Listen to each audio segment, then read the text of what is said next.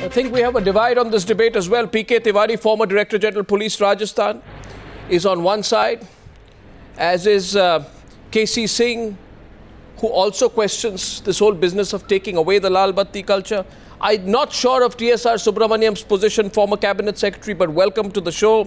Rahul Mehra, Senior Advocate of the Supreme Court, who welcomes it. Sudhir Telang welcomes it. My first question is to Aryaman Sundaram. Mr. Sundaram, where do you stand on removing the Lal Batti culture once and for all? I think the Supreme Court is reflecting what I think is a very popular belief among most people in India, that it's terribly overused. You know, I've been hearing some criticisms or some statements being made. The red light should only be used for those who are legally authorized to use. We're not talking about those who are legally authorized to use it. Obviously, nobody else should use it. If they are, they're breaking the law. Our question is, who should be legally authorized to use it?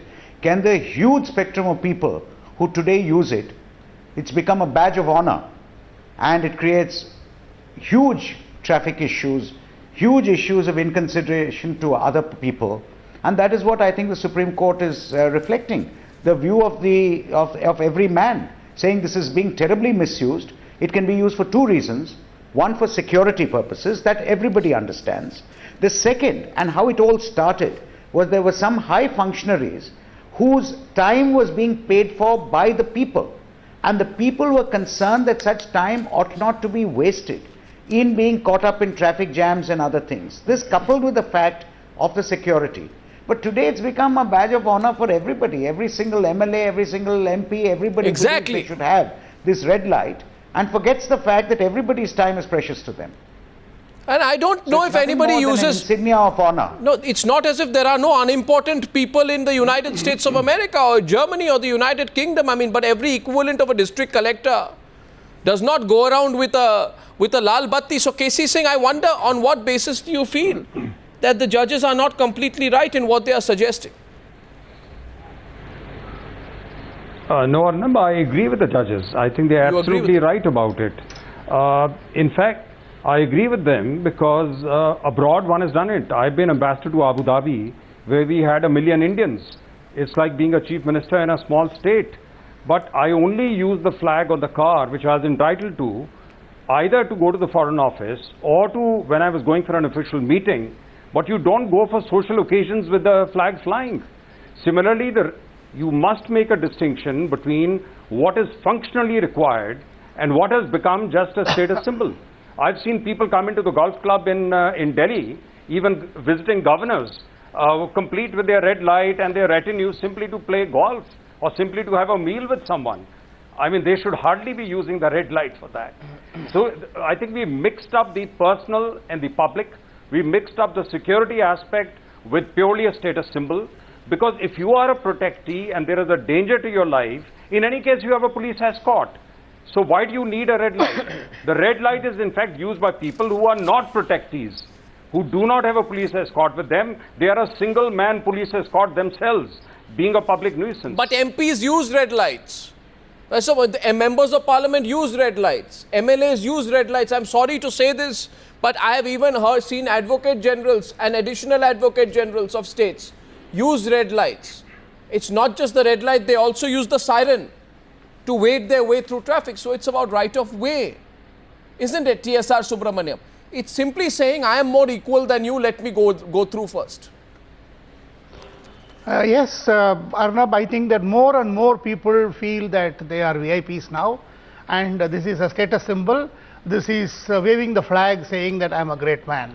I think we have seen just in the last week 3-4 examples. We saw Raju Bhaiya in Kunda. We saw the MLAs in Mumbai beating up the policeman just because he stopped them for traffic.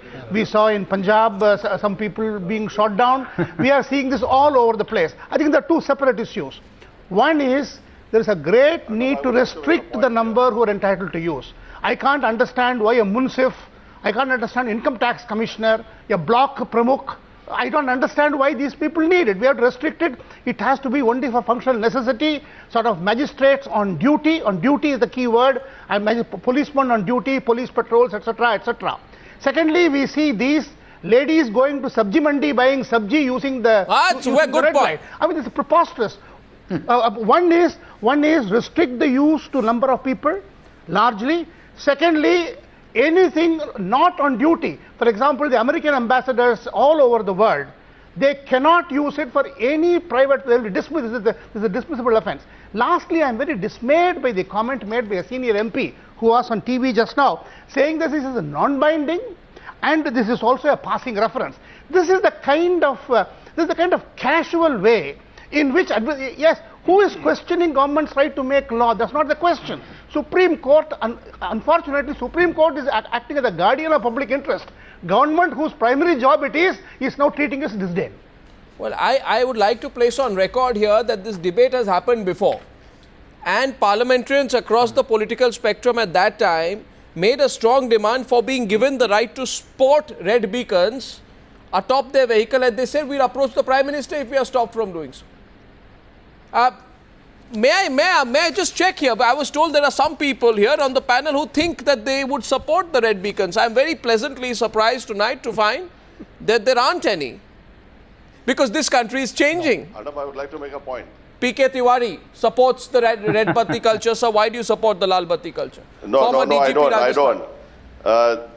I would agree with the judgment or the ideas expressed by the Supreme Court when they have said, when they have wanted the central government to put an end to this red beacon culture. I am absolutely, totally in support of what they have to say. In fact, I would raise a very basic question. What do these red beacons stand for? Yeah. What do they suggest? Yeah. What is the utility? True. What's the objective of putting up a red beacon on the vehicle? Yeah. It's my feeling that there's a schism which these red beacons create between the public and on one side and the bureaucrats on the other side. You know, when they see, when the public in an agitated mood sees a vehicle with a red beacon, they tend to get more agitated. So why have these red beacons at all? And then with all this halla and hullabaloo about the red beacons being misutilized, all varieties of people are using it as and when they want it. The Jilla Pramukhs, the Sarpanches. True. All heads of boards, all sorts of boards created by the government, state governments.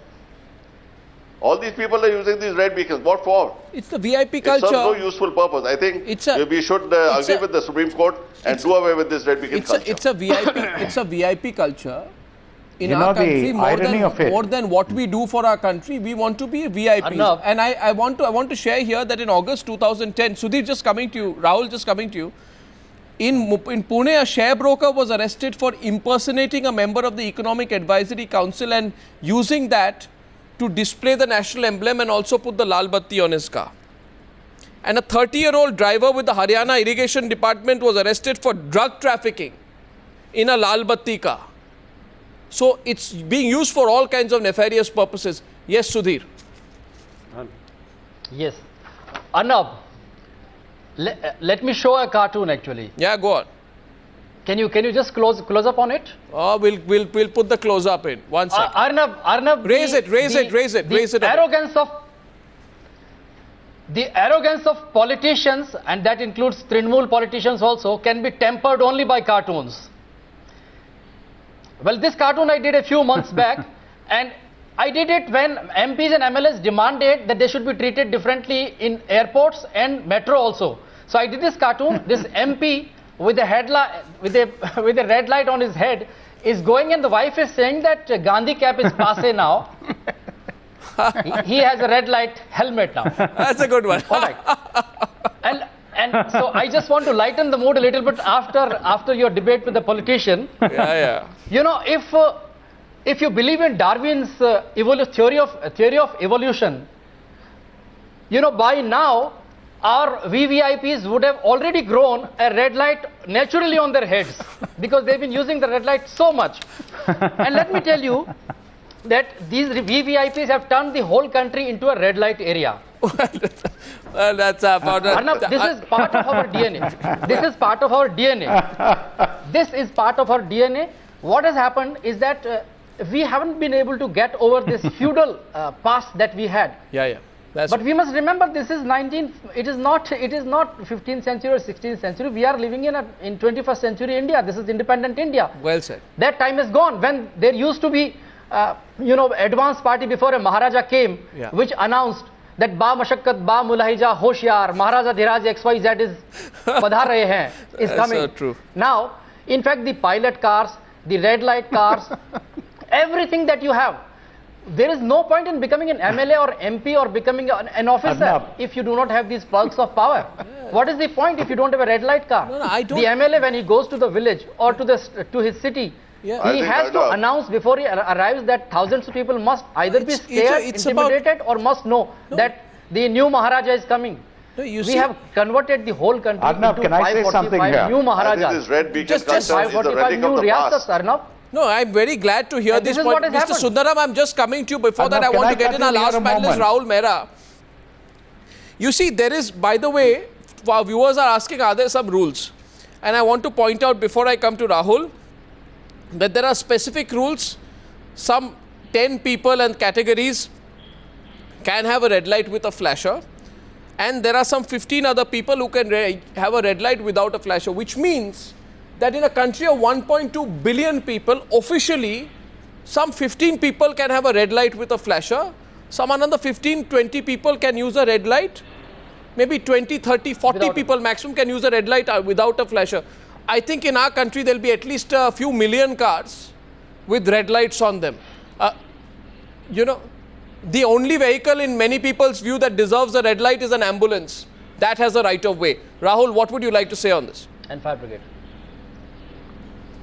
Arnab, all of this just reflects one thing, which is a complete bankruptcy as far as the morals and ethics amongst all those people who use the red beacon. Gone are the days when you could segregate societies like this. It is about time that the Supreme Court really comes with a diktat. It not only passes a very affirmative order,